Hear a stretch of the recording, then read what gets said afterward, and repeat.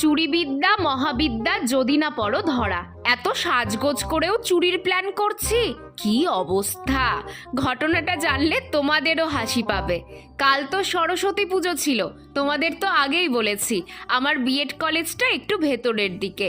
তো আমি যেই রাস্তা দিয়ে কলেজে যাই সেই রাস্তার দুধারে রোজই দেখতে পাই গাঁদা ফুলের বাগান, কিন্তু কোনোদিনও নেমে দেখার সাহস হয়নি।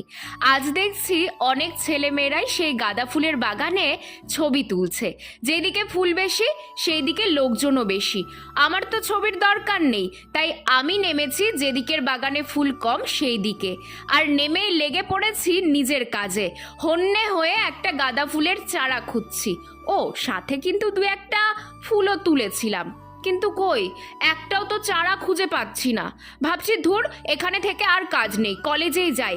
এমন সময় বাগানের মালিকের বউ এসে যা করলো তা পরের পার্টে বলছি।